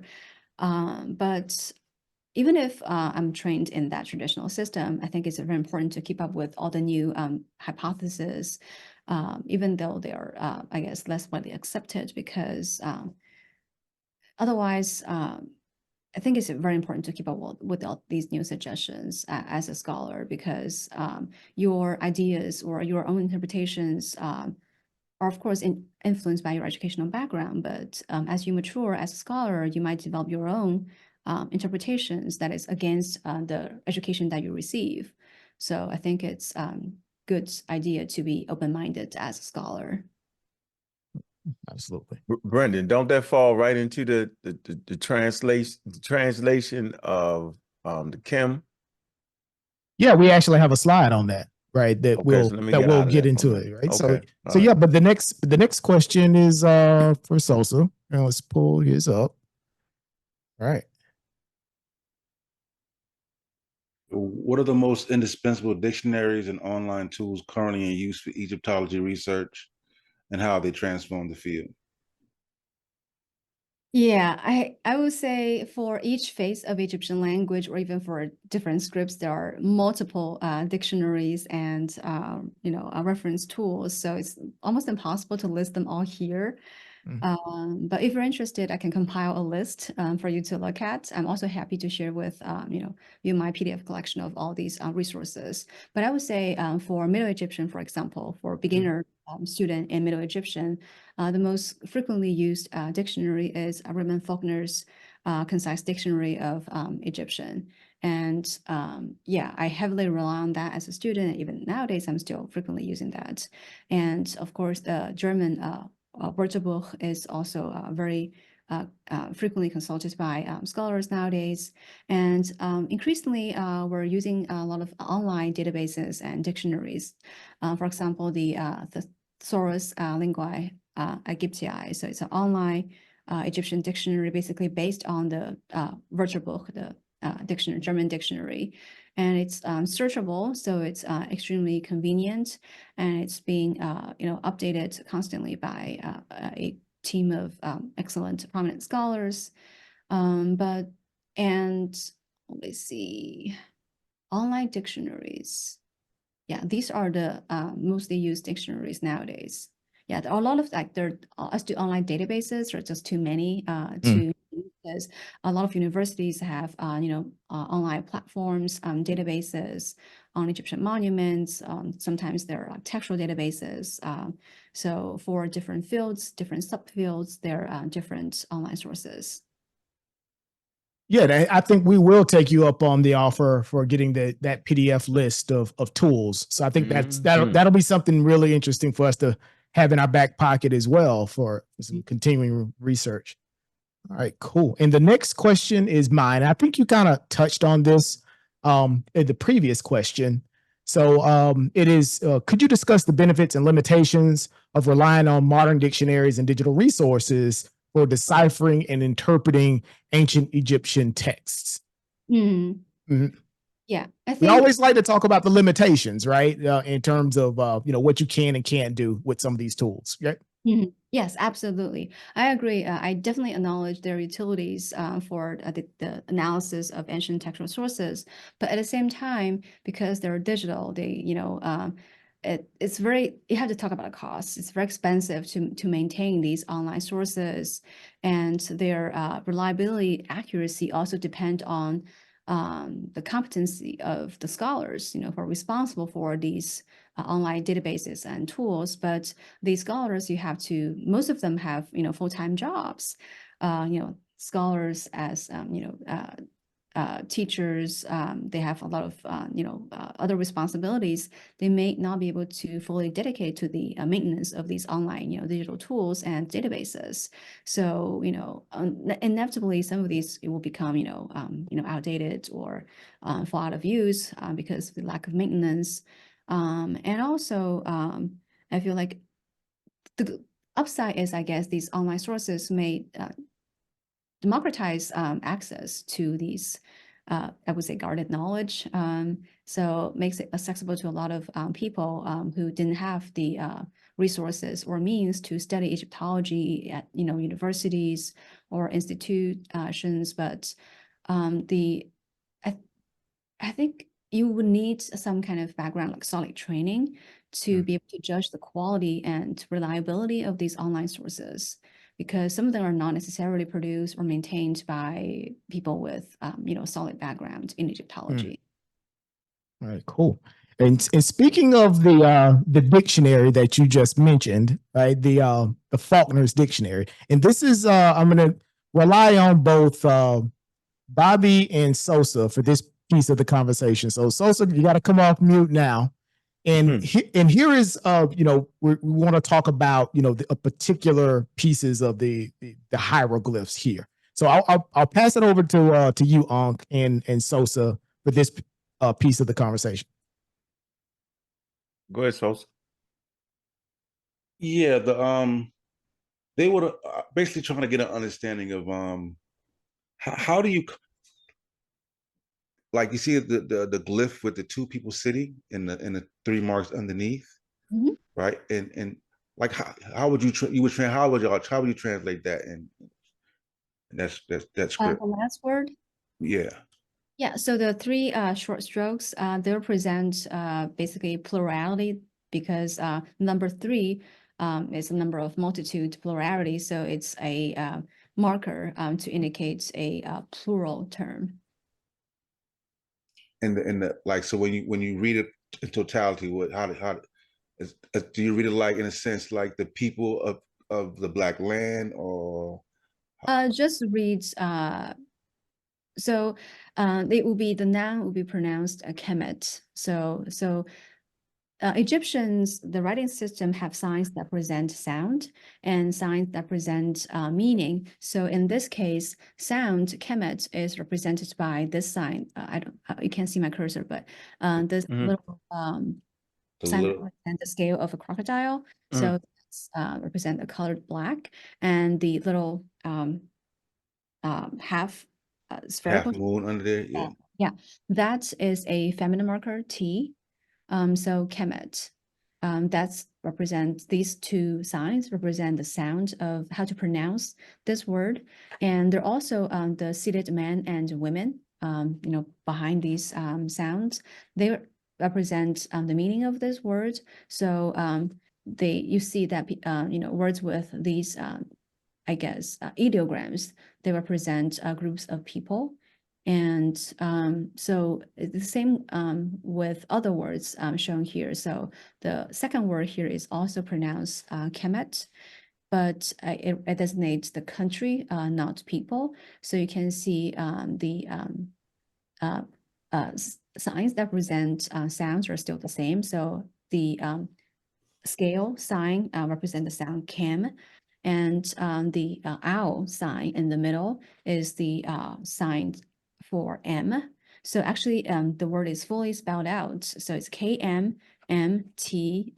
actually spelled just pronounced as Kemet, but it's actually written KMMT.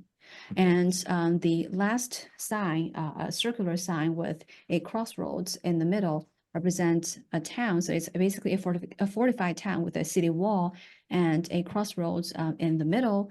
And is the ideogram, the sign for settlements, cities, and towns in Egyptian.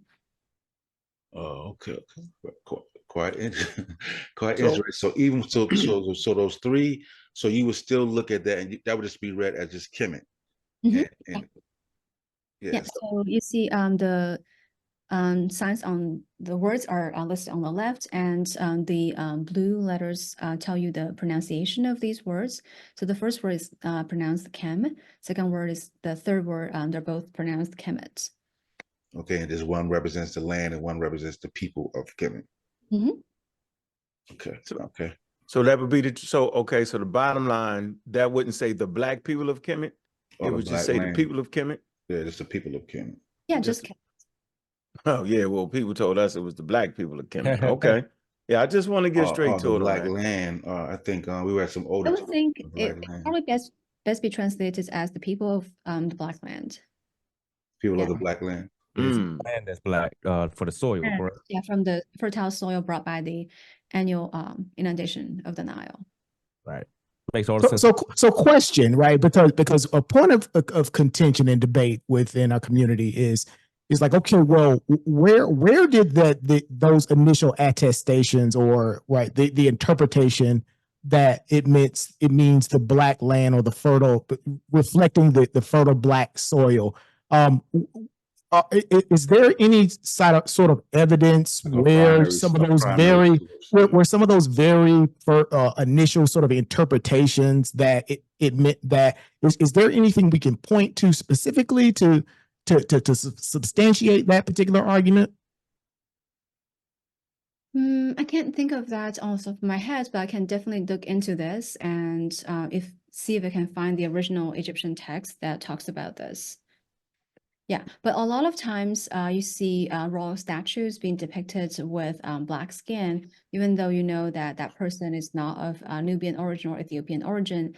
That is typically associated with also the fertile soil.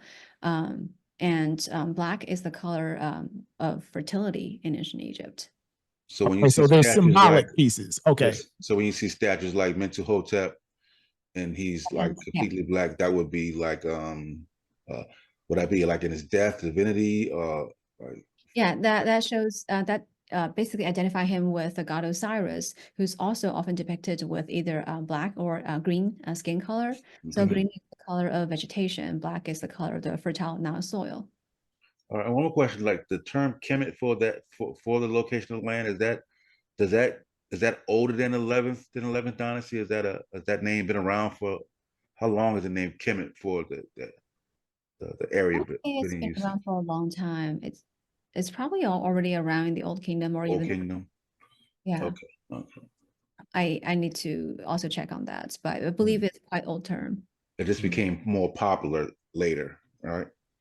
Yeah. Also, if you look at a satellite image of Egypt, you'll understand why they called their surrounding land the red land. Because initially I thought, oh, desert, are they actually red? Why they called red land instead of, yellow land? Mhm. Actually, when you look at a satellite image, you understand why they call their surrounding region the red land. Oh, okay. See, you got to that point there, looking at those satellite imagery and also the Kim. So my question, would the Kim would that apply to the fertile land or would you apply that to the whole country? I would say for the Egyptians, this Kemet referred to the Nile Valley itself and the Delta area, and the surrounding area they're called Deshret, literally red land. Okay, so if you live within the Kim, you're living within the farming area. The desert would be the desert, so it's a separation. Okay, so okay, Yeah. I like that. And so when we're looking at that glyph as an Egyptologist, why would you pick the black land as opposed to the black people? What would be the determining factors there? What goes into the role of understanding the difference? Like why would you choose this over that? Are there any factors in that? You mean interpreting the word not as the black people of Egypt is, but people of the black land? Yes, like Yeah. what goes into that? Is it a cultural understanding you would have to have, or just by the words? Like what goes into that? I would say that word is tied to the land, the word for the black land. And also if you see depiction of the Egyptians, how the Egyptians themselves depict themselves, you will see that they depict themselves not with black skin, but reddish brown skin. And they're clearly differentiating themselves from the Nubians of darker skin color. And the Egyptian women are depicted with even lighter skin tone, like yellowish, creamy color, because they spend more time indoors. So the Egyptians, I think they definitely see themselves not as black-skinned people. And I would say, but I don't think there's any stigma attached to like darker skin color, because Nubians living in Egypt, they're not afraid of or are not ashamed of depict themselves with black skin color. And also the way these different ethnic groups are depicted on Egyptian monuments, and I would say unofficial representations, like not on temple walls, they actually are, the Egyptians have a more or less tolerant attitude towards these foreign groups. And because royal monuments like temple walls, they serve propagandistic purposes, right? So their depiction of foreign people are heavily influenced by this Egypt-centric worldview. And it's actually, it serves a political purpose, that the pharaoh is fulfilling his role as the protector of Egypt by repelling these foreigners. But at the same time, a large foreign population live in Egypt, throughout Egyptian history. And this is tested by not just Nubians, but Libyans, Asiatics, they live there, and they continue a lot of their own cultural practices, even in Egypt. And the Hyksos dynasty was also established by a group of probably Semitic people from the Syro-Palestinian region. All right, cool. So that goes into the next phase of the discussion, which is the ethnic identity of the ancient Egyptians. And the next question goes over to Kent. Okay. Let me show them. Okay. In what ways did ancient Egyptians perceive and establish their cultural identity in contrast to neighboring civilizations? I would say multiple ways. First of all, I would say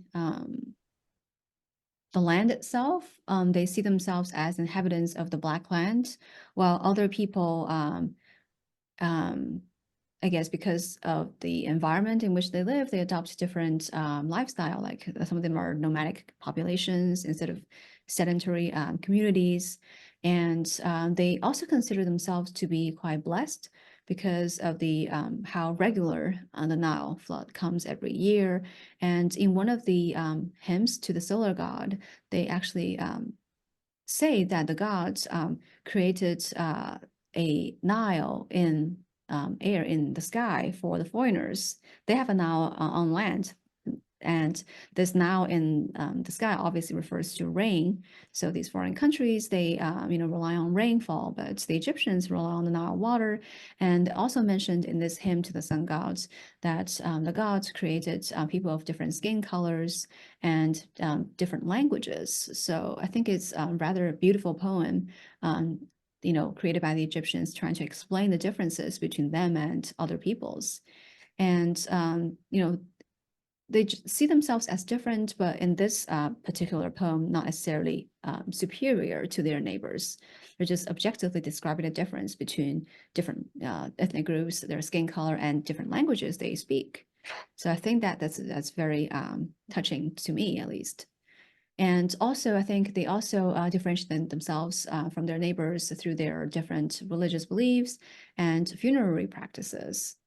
And it's of the utmost importance for the Egyptians to be provided with proper traditional Egyptian burial in order to, because the idea of the judgment of the dead looms very big in their head, they had to be lead a moral life on earth in order to, pass the judgment, and otherwise they would probably suffer a second death. And there are elaborate preparations for the afterlife in which they believe in, and their imagination of the afterlife is also heavily influenced by the environment in which they live. And compared to the Mesopotamians, who had a very gloomy view of the netherworld, it's a very dark, hopeless place. People, the ghosts there eat dust, and drink petrified water. But the Egyptians, they see the afterlife as sort of continuation of the life on earth. And one version of their afterlife is the field of reeds, which is basically a different version, idealized version of the Delta marshy environment. Yeah. So yeah, I love the whole narrative about having the deep ecological connection, right? That connection to the ecology or in their environment sort of helps to shape or form the identity of the ancient Egyptians, right? I think that's a very interesting component. Yeah. Also, I think they see life as a continuous cycle, like the sun, travels across the sky every day. At the sun dies and gets reborn every single day. So they have this notion of life as a cycle, which is very attractive to me. And there's I think that contributes their very positive view of this whole world. Right. Awesome. Yeah, Brendan. Also, when you talked about like the divinity tied to the black soil, with the god Osiris, I think that's a very, very natural approach. I think that's deep too, that they would actually recognize the divinity of the black soil based off of how easily things grew out of that black. So that's very natural. Yeah, and later Greeks also are actually very envious of how easy the life of Egyptian farmers are. So they actually, I think it was probably Herodotus or some other Greek scholar who wrote how the Egyptian farmer basically throw their seeds into the field and drove pigs in them to basically they roam around and then trample the seeds into the field. They don't have to do anything else, just wait for the harvest, which is obviously exaggerated, but also it is true to a certain extent. All right, awesome. All right, interesting stuff. Let's see here. All right, the next question is yours, Ankh. Let's pull that up. Right. Okay.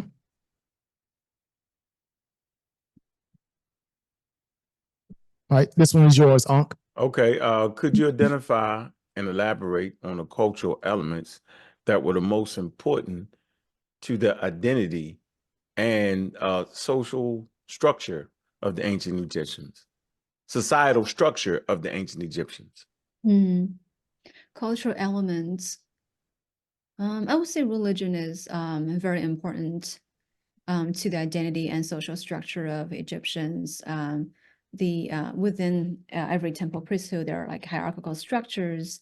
There's the high priest, and then there are helper priests, and also lower level menial laborers attached to the temple workshops.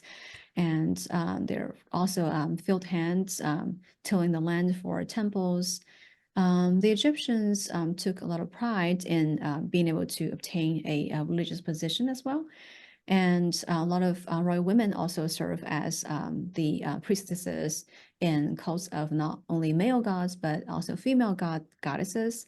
And the pharaoh, of course, as the intermediary between the divine realm and the earthly realm, had to make sure that the cults of all the gods and goddesses are properly maintained. So that's a very big cultural element central to the identity of the Egyptians. Also, people from different townships are very attached, devoted to their local gods and goddesses. Of course, a lot of them are incorporated in the Egyptian pantheon through the efforts of political rulers, but different towns are dedicated in most cases to one particular local god. Like the town of Heracompolis is the center of worship for the Horus falcon, and the town of Abydos venerated the god of the netherworld, Osiris, and they celebrate religious festival every year in honor of this god, and celebrate his triumph over death, etc. Yeah, definitely. That I would say also literacy is also a very important factor. So the Egyptian scribes are extremely proud of their ability to read and write, and they view their occupation as the best, the most ideal in the world. They actually composed the, I think Middle Kingdom scribes actually composed this satire of trades. Basically, it compared the scribal profession to all other like menial labor, like farmer, goldsmith, and carpenters, and who had to really suffer a lot and work in very terrible working conditions. While scribes are respected because of their knowledge and wisdom, it's a great way for them to climb up the social ladder. They could live in comfortable conditions and work, in shaded areas or offices. And a lot of scribes also took their scribal kits, include that as part of their burial goods, and they commission scribal statues. Even high government officials like vizier, like basically the prime minister, the head of the Egyptian administration, will advertise his literacy and call himself a scribe. In addition to his long list of titles, government officials of different levels, they all took a lot of pride in their able to read and write and even compose. And also, I think relation to the royal family play a significant role in the social hierarchy. So if you're connected in some way to the royal family, then of course you will have access to power, wealth, and influence. Right. Interesting. All right. So the next one is Sosa. All right. So I'll pass it over to you, Sosa. Okay. Is there a consensus among Egyptologists regarding the influence of Nubia in the early formation of Egyptian civilization? And if so, how is this relationship characterized in the academic discourse? I would say there are some more accepted views, but I would not say that all Egyptologists necessarily reached a consensus regarding the influence of Nubia in the formation of Egyptian state. But these two cultures have been in contact since before the formation of the pharaonic state. And some of these contacts are peaceful, like trading. There are Egyptian legumes found in the burials of a lot of these earlier Nubian rulers, and of course, Nubian goods, used for the production of Egyptian artifacts. And there are recorded contacts between the Egyptians and Nubians in the Old Kingdom period, but specifically, we're talking about the formation of Egyptian state in the first and second dynasty period. Unfortunately, we don't have a lot of evidence. There are some rock art found in Nubia, probably documenting some military conflicts between these early Egyptian kings and the local Nubians, who are also ruled by individual rulers. But unfortunately, other than that, we just don't have a lot of contemporary sources on their respective influence on each other, I would say. But there are also a lot of interesting exchange of artistic motifs between these two cultures. Like in a lot of Nubian art, like the crystal incense burner, we found the serech motif, which is ultimately originally from ancient Mesopotamia, and it would travel far across the ancient Near East to reach Egypt, was adopted by the Egyptian pharaohs to decorate the walls of their palaces, to encircle their Horus names. But it was also found on Nubian objects, which is fascinating. You mentioned in our first meeting that we had that there was a theory. I think you mentioned, I think his name was Bruce Williams, about the Nubian origin. This was his theory about the Nubian origins of ancient Egypt. Can you sort of elaborate on that particular theory that you described and where it sits in terms of the consensus of around modern Egyptology? Yeah, I have to admit that I haven't done a follow-up research on that theory, but I would say for the minimum that it was a very controversial hypothesis, and there's no strong evidence for that proposal. So he, I think, basically argued that the origin of Egyptian kingship is from Nubia, and I think he probably actually used the crystal incense burner to support that evidence. So Nubians who live in Lower Nubia during that period of Egyptian history is the Agri people. So we know about their culture mostly from funerary goods, so their burials, and at I think 2 main burial sites. And the burial goods found in these tombs definitely attest to commercial contact between these two cultures and exchange of ideas, probably artistic motifs. But I don't think they tell us much about the relationship between the political elites during this early period of Egyptian history. But we do know that they do have some sort of diplomatic contact in late Old Kingdom period, because in the autobiography of Harkuf, this Egyptian official, he did mention that he brought a donkey caravan to Nubia, and he ran into some of these local rulers who are actually fighting against each other. So we know that Nubia was not politically unified during that period. So that situation, I would say, is comparable to the situation in Egypt before the unification of the country. And he actually did trade with these local rulers. He brought them gifts, and the ruler actually provided him with military escort on his way back. All right, cool. All right. So the next one is for me. I'm sorry, Unc, you had something to add to that? I was wondering, did I miss my cue when I think I was supposed to ask about when we was talking about the state formation. What would you say the field would be at, and as far as being a multi-regional development of the Egyptian state, or one single region, in particular Nubia? We hear a lot of times that the state was formed in Nubia and pushed down the Nile towards the Mediterranean. So what is more clear based off of the evidence? Multi-regional or one pocket, one culture moving? And what would you say? I would say in pre-dynastic period, the political situation in Egypt was similar to what we see in Nubia. In late Old Kingdom, there are multiple political centers with ruling elites based at places like Nagada, Hierakonpolis, probably also Al-Kab or Abydos. And then it was debated whether the elites from Hierakonpolis or Abydos eventually managed to unify Upper Egypt and then push their influence further north.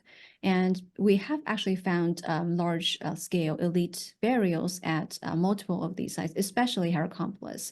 I think a lot of Egyptologists, they're of the opinion that these elites, through both war, violence, and making of alliance with these other elites, they managed to pull their sources together and establish basically a proto-state encompassing the whole of Upper Egypt. And then they managed to defeat those local leaders, rulers in Lower Egypt, and managed to unify Egypt eventually. So most evidence we have from these periods are those violent battle scenes on ceremonial palettes. So a lot of them are, of course, found in the context of temples. They're not necessarily historical documents. They are probably reinterpretations of real historical events. So we need to really exercise caution. We're trying to rely on these, and we're trying to reconstruct the history of early Egypt. So they are very suggestive of the use of violence and the unification of Egypt.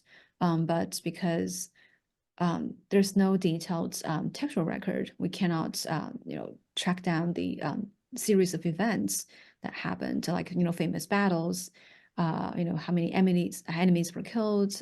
So nothing could be said with certainty, unfortunately. Okay. Right. Awesome. Next questions for me.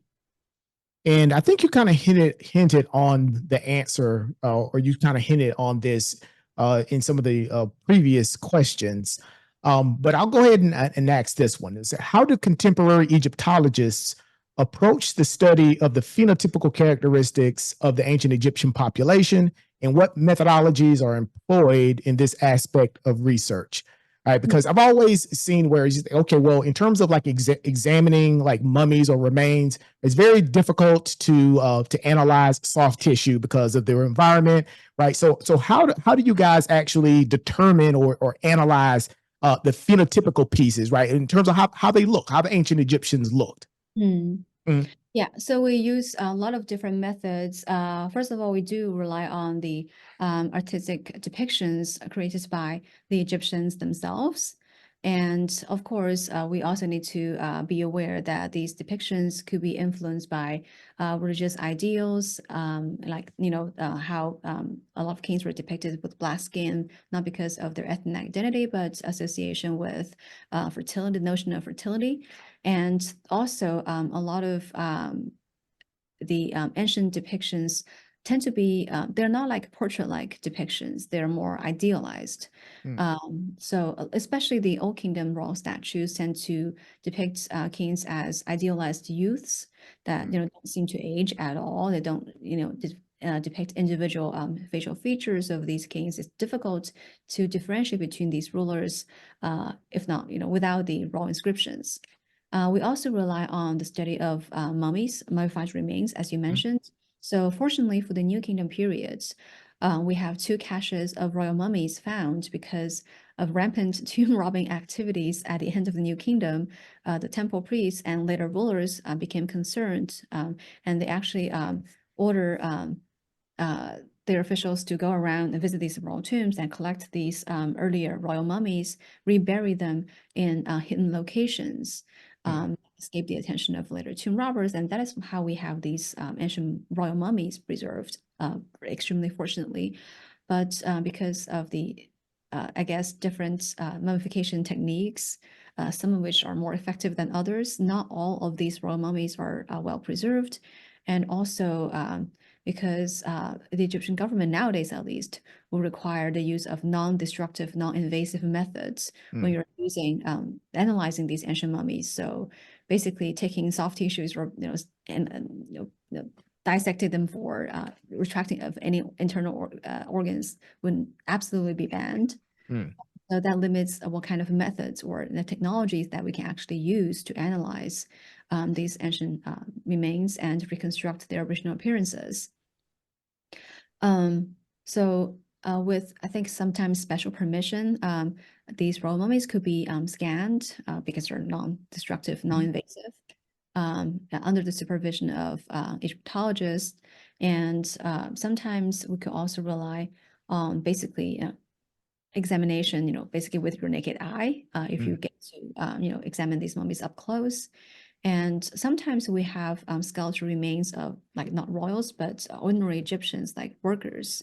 And if their mummies remains were relatively well preserved, they could be sometimes analyzed by osteologists to determine, if they suffer any, injury in their life, study their dental records to determine nutrition level and determine their gender, sex.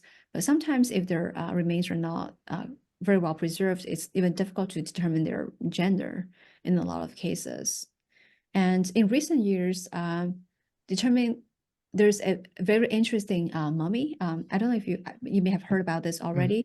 There's a mummy with tattoos all over her body. Really? So yeah, she's probably a priestess in Period. What time period, you know? I would say New Kingdom period, Kingdom. but I need to look into that. But there are probably online public talks about this because she's been fairly well studied and published. So you should be able to find articles or online lectures on this tattooed mummy with a lot of like religious symbols all over her body. So we actually have known about this practice from like figurines, terracotta figurines, or wall paintings showing tattoos on human body, but having physical remain actual human body with tattoo, that is a very interesting find. Yeah, so we've been relying on these basically for the study of ancient human remains to reconstruct their appearance. And sometimes the Middle Kingdom kings, especially Senusret III and Amenhotep III, their royal statues tend to be more lifelike looking and they show like signs of aging, wrinkles on their forehead, deep folds, on both sides of their noses. And actually, trained art historians are able to distinguish the royal statues of these Middle Kingdom kings because they're very highly trained eyes. And some of the New Kingdom pharaohs also have very prominent facial features, very distinguishable facial features, like the Ramesside royal family, like Ramesses II and Seti I. They have a very prominent, like, aquiline nose that is very characteristic of their family, males in their family. Yeah. Okay, cool. All right, so we're at the last question, right? Awesome. And yeah, that one is for, yeah, exactly. And I think we're right on time. And this one's for Kent. So I'm going to go ahead and pull that one up. Pass it over to him. All right. All right. My camera just died. But so here we go. What connections, if any, have been established between the ancient Egyptian civilization and the modern Egyptian populace in terms of cultural, linguistic, or genetic continuities? Yeah, I think in terms of linguistic continuities, already mentioned the language Coptic, and also there are also remnants of ancient Egyptian language and modern even Arabic. I think I probably mentioned this book called From Pharaoh's Lips. So it actually has a lot of interesting. The author collected a lot of studied a lot of example of ancient Egyptian vocabulary or expressions in modern Egyptian Arabic. So if you're interested on how ancient Egyptian language influenced the modern Egyptian language. I think that would be a very interesting read. Alright. You don't need any training in Egyptian to read that book either. Awesome. From Pharaoh's lips. All right, cool. I think it's, yeah, Mhm. it's pretty much that title. And in terms of cultural continuity, I think, yeah, again, I will be using the Coptic Church as an example, but also I think if you visit Egypt yourself, nowadays you see a lot of modern Egyptian buildings, public buildings like banks, post office. They incorporate a lot of Egyptian artistic motifs. Mm. Yeah, like papyrus columns and images of Pharaoh smiting foreign enemies, on the walls, and even the Egyptian currency, the money, paper money that they have. Mm. Yeah, they very proudly incorporate a lot of ancient Egyptian motifs on there, like I think Ramses II riding on a horse-drawn chariot. The statue of Egyptian scribes also were depicted on modern Egyptian money. Mm. Okay, Yeah, cool. and also in terms of, I guess, population, a lot of Nubian people actually, after the construction of the Aswan High Dam, they were unfortunately displaced, but a lot of them actually moved to Egypt, to southern Egypt, and there are a large number of Nubian population in the Aswan region. There are Nubian villages. They still practice some Egyptian religious practices. And very interestingly, a lot of them kept crocodiles in their houses. Mm. Crocodiles actually went extinct in the Nile Valley. Nowadays, some of them are still living in the Lake Nasser, this artificial lake formed after the construction of the Aswan High Dam. So the Egyptians worshipped the crocodile god Sobek.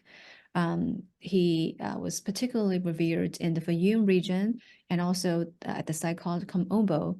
A temple was built to honor him, and also the Egyptians dedicated mummified crocodile to this god, as a sacred animal. There are also a lot of donation stela inscribed with the image of Sobek. But it's amazing to see how these Nubians, they still keep crocodiles in their house as pets. Whoa. They still mummify crocodiles nowadays. Uh-oh. Make souvenirs in the shape of crocodiles. Interesting. Well, again, right, it just on behalf of our entire group, right, I want to give you a huge thanks again, Dr. Wang, for supporting this conversation. I think, this is going to be a really interesting one for us, once we begin to sort of air this on our YouTube channel, right? It's going to answer a lot of questions, and I'm quite sure it's going to, start some additional conversations and debates around what we've just discussed tonight. Unc, you have any closing words? You want to close us out, brother? Well, I appreciate your expertise and this expert conversation that you have presented to our community. I appreciate you. The answers were very nuanced at times, and I just appreciate the way you showed how Egyptologists get to their answers. I think this is important for building a strong foundation so that we can actually understand that particular African civilization. And so I just appreciate you, and thanks for being a healthy resource for us. I'm also very honored for being invited, and I can't claim to be an expert on every question that you ask, but there are very thought-provoking questions. I also am very delighted to have this conversation with the group, and it's always a pleasure to share what I'm passionate about with the wider community. So. Before I forget, right? We talked about, maybe you recommending some very, I guess you would say, fundamental or foundational sort of references for lay people to begin sort of studies in ancient Egypt in the cultures. All right. Could you maybe just refer us to just a few of your favorite sources for early studiers? You mean general reading on Egyptian history, or Yes.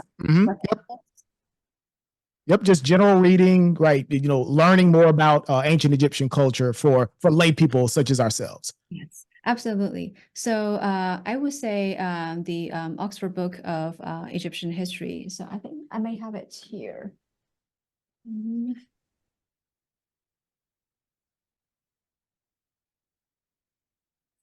Well, Sure, no, I don't. But this Oxford Handbook of Ancient Egypt is edited by Ian Shaw. It's a very nice volume. Gives you a nice introduction to different periods of Egyptian history, and all different chapters are written by experts, in that field. So, and it's very accessible, easy to read. It also has a chronology at the back. And this is actually the standard textbook used by a lot of Egyptology, first-year Egyptology students.